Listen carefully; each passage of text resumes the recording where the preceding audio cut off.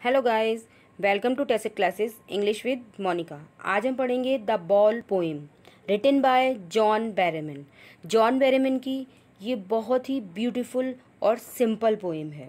इस पोएम में एक छोटा सा बच्चा है जो बॉल से खेल रहा है और उसकी बॉल खेलते खेलते पानी में चली जाती है और गुम हो जाती है। तो उस बॉल के गुम हो जाने पर उस बच्चे की क्या फीलिंग है, वो फीलिंग इस पोएम में पोइट ने एक्सप्रेस की हैं। साथ ही ये बताया है कि बच्चे को अपनी रिस्पॉन्सिबिलिटीज़ का ज्ञान होना चाहिए। इस मटेरियलिस्टिक वर्ल्ड में कौन सी responsibilities? To take care of his belongings, उसका जो भी अपना सामान है उसकी टेक केयर करना चाहिए, उसकी देखभाल करनी चाहिए। इस रिस्पॉन्सिबिलिटी का उसको ज्ञान होना चाहिए। साथ ही पोइट ने हमें क्या बताया है? साथ ही पोइट हमें ये बता रहे हैं कि ये जो वर्ड है कैसा वर्ड है, इसमें हमारे पास जो भी चीज़ है या जो भी हमारे पास रिलेशंस हैं वो एक टाइम तक हमारे पास रहेंगे, उसके बाद हमसे दूर हो जाएंगे। तो क्या होना चाहिए कि लाइफ में इस लॉस के लिए हमें तैयार रहना चाहिए। ये हम इस पोएम में पढ़ेंगे। तो चलिए शुरू करते हैं, लाइन वाइज लाइन हिंदी में एक्सप्लेनेशन। उसके बाद हम देखेंगे कि इस पोएम में पोइट ने कौन कौन सी पोएटिक डिवाइसेस यूज़ की हैं। What is the boy now who has lost his ball? What is he to do? I saw it go merrily bouncing down the street, and then merrily over, there it is in the water. Poet क्या कह रहे हैं? Poet बता रहे हैं कि अब वो बच्चा क्या करेगा। अब वो बच्चा क्या करेगा जिसने अपनी बॉल खो दी है। What is he to do? अब वो क्या करता बेचारा। I saw it go, अब वो आई अपने लिए कह रहे हैं कि मैंने उसे जाते हुए देखा। किसे जाते हुए देखा? उस बॉल को। मैरीली बाउंसिंग, मैरीली मतलब खुशी खुशी, बाउंसिंग यानी उछलते हुए, यानी खुशी खुशी उस बॉल को उछलते हुए। डाउन द स्ट्रीट यानी नीचे गली में, नीचे की तरफ जाते हुए मैंने उसे देखा। And then merrily over, there it is in the water, और वैसे ही खुशी खुशी वो जाकर पानी में गिर गई, अदृश्य हो गई। वहाँ जाते ही पानी में वो गिर गई और वहाँ से गुम हो गई। अब वो पोइट बता रहे हैं, यानी पोइट उस बच्चे को खेलते हुए देख रहे हैं। ठीक है, आगे क्या कहते हैं?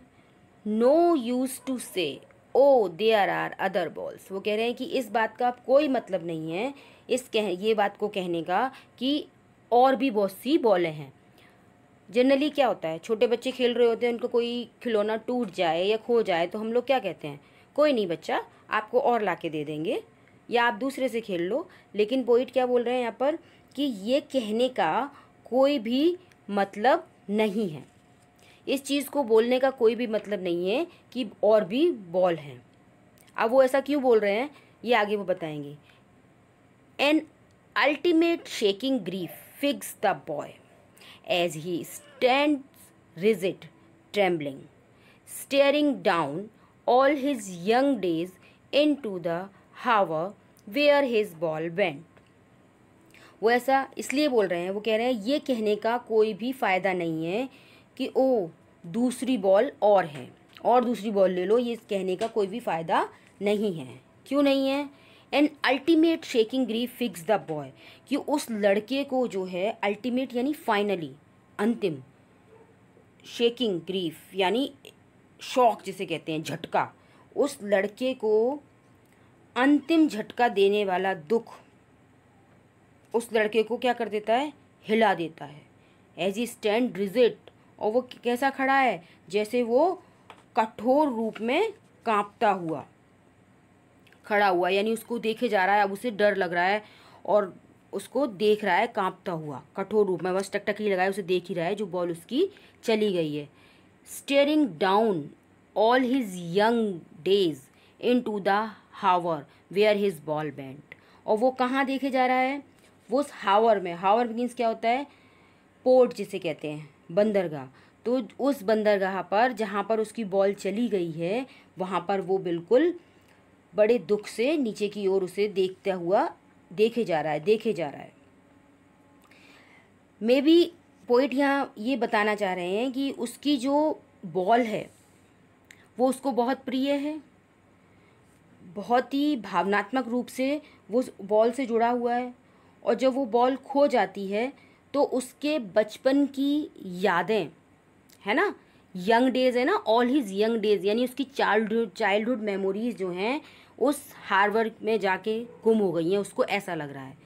उस बॉल से उसको काफ़ी अटैचमेंट है, बच्चों को होता भी है, इसीलिए बेचारा वहाँ खड़ा खड़ा उस गेंद को जाता हुआ देख रहा है, उसे घूरे जा रहा है। वो क्या महसूस कर रहा है कि उसके बचपन का जो भी भोलापन है, जो इनोसेंस है, वो कभी वापस नहीं आएगा, और यही दुख, यही लॉस जो है वो उसको क्या करता है, झटका देता है। ठीक है, चलिए आगे देखते हैं। I would not intrude on him. A dim another ball is worthless. अब पोएट आगे क्या कहते हैं, वो आगे बताते हैं कि मैंने उसमें दखल देना, मतलब वो बच्चा वहाँ खड़ा हुआ है तो उसकी परेशानी में, उसके सोचने में ये दखल देना मुझे अच्छा नहीं लगा। ठीक है, इंट्रूड मीन्स होता है किसी अनुचित रूप से किसी में घुस जाना, फालतू में किसी में जाके अपनी टांग अड़ा देना। ठीक है, यानी किसी को दखल देना। तो वो कह रहे हैं कि मैंने उसमें अनुचित रूप से दखल देना सही नहीं समझा, मैंने उसको इंट्रूड नहीं किया। ठीक है, a dime another ball is worthless. अब वो आगे बता रहे हैं डिम। डिम क्या होता है, डिम एक करेंसी है, 10 सेंट का एक डिम होता है। यूएस में सेंट चलते हैं, हमारे यहाँ पैसे चलते हैं। तो वो कह रहे हैं आ डिम, कॉइन समझ लीजिए, एक कॉइन है कि एक कॉइन बेकार है। ठीक है, उसको ये देना कि एक पैसे ले लो और जाके दूसरी बॉल ले लो, ये उसके लिए बेकार है। Now he sense first responsibility. अब आगे क्या बता रहे हैं कि अब उसको अपनी पहली जिम्मेदारी का एहसास हुआ है। अब उसे ये समझ में आ गया कि उसकी जो बिलोंगिंग्स हैं उसका उसे टेक केयर करना चाहिए। ठीक है, रिस्पॉन्सिबिलिटीज़ क्या है यहाँ पे, take care of his belongings. ठीक है, आगे क्या कह रहे हैं, he sense first responsibility in a world of possessions. ये जो वर्ल्ड है पोजेशंस का, पोजेशंस मीन्स है यहाँ पर जो है भौतिकवादी, वर्ल्ड ऑफ मटेरियलिज्म, ये जो भोग की दुनिया है उसमें उसको अपनी जिम्मेदारी का अब एहसास हो गया है। ठीक है, वर्ल्ड ऑफ पोजेशन से क्या मतलब है, हर कोई जो है अपना पोजेशन करना चाह रहा है। किसी को मोबाइल चाहिए, किसी को घर चाहिए, किसी को सोफ़ा चाहिए, किसी को कुछ चाहिए। तो ये क्या है, ये वर्ल्ड ऑफ पोजेशन है। तो पोइट यहाँ क्या कह रहे हैं कि वो जो लड़का है उसके लिए एक नई बॉल के लिए पैसे देना बेकार की बात है, वर्थलेस है, बिल्कुल उसकी कोई मतलब ही नहीं है। तो उसको क्या हो रहा है, उसको अपनी जिम्मेदारी का यहाँ पर अनुभव हो रहा है। क्यों, क्योंकि उसने वो जो गेंद है जिससे वो खेल रहा था वो खो दी है। ठीक है ना, और कैसे वर्ल्ड में, इस संसार में जहाँ पर सब लोग क्या चाहते हैं, अपना अधिकार करना चाहते हैं हर चीज़ पर, और उसने एक ऐसी की चीज़ खो दी है जिसका उस पर पहले से अधिकार था, वो उसने खो दी है। ठीक है, people will take balls will be lost always, little boy. अब आगे क्या बता रहे हैं वो कि पीपल जो हैं, कौन कैसे, जिस तरह गंदे लोग जो होंगे वो क्या करेंगे, वो बॉल्स, जो भी जितनी भी उसके पास बॉल्स होंगी वो उसको ले लेंगे या गुम कर देंगे। अब यहाँ पे सिर्फ बॉल से ही मतलब नहीं है, उसकी कोई भी चीज़ जिस पे उसका अधिकार है वो ज़रूरी नहीं है ना हमेशा उसके पास रहे। इसलिए वो क्या कह रहे हैं कि जो मनुष्य हैं, जो गंदे लोग हैं, वो छोटे बच्चे हमेशा उस जो भी उसकी बॉल्स हैं या उसके पास जो भी सामान है उसको क्या करेंगे, उससे ले लेंगे, उसको खो देंगे, है ना। And no one buys a ball back, और कोई भी उसको फिर से नई बॉल खरीद के नहीं देगा। मतलब जो भी उससे चीज़ें दूर चली गई हैं, उसकी रिलेशनशिप है या उसकी कोई ऐसी चीज़ है जिस पर उसका अधिकार है, वो उससे दूर चला गया है, तो कोई फिर उसे वापस इस संसार में उसे खरीद कर नहीं देगा। मतलब उसको अब अपनी चीज़ों का खुद से ध्यान रखना चाहिए। यहाँ पर पोइट ये कह रहे हैं कि संसार में जितने भी रियल वर्ल्ड कैसा है, लोग कैसे हैं, गंदे लोग हैं ना, तो क्या होगा, आपकी चीज़ें अगर खो जाएंगी तो वो वापस नहीं आएंगी, है ना, वापस मिलेंगी ही नहीं कभी। तो आपको क्या करना है, आपको उन चीज़ों को खोने के स्थान पर उन चीज़ों को संभाल के रखना है। और फिर यदि आपकी वो चीज़ें खो भी जाती हैं तो क्या करना है, उसका दुख नहीं करना है, ठीक है, उसके बिना जीना आपको सीखना होगा। And no one buys a ball back, money is external. अब वो बता रहे हैं कि जो पैसा है वो क्या है, वो तो एक्सटर्नल चीज़ है। जिस चीज़ से हमारी यादें जुड़ी होती हैं, उस चीज़ को पैसे से वापस ले भी आओ तो क्या वही सेम चीज़ वापस आ सकती है? कोई मान लो बचपन का अपना खिलौना है, वो टूट जाए, खो जाए और फिर वैसा ही सेम हम खरीद कर ले आएँ, तो क्या वो यादें उससे जुड़ी हुई हैं वो वापस आएंगी? नहीं आएंगी ना। तो इसलिए क्या कहा है, मनी इज़ एक्सटर्नल। वो जो पैसा है वो क्या है, वो तो एक बाहरी चीज़ है, ठीक है। He is learning well behind his desperate eyes the epistemology of loss।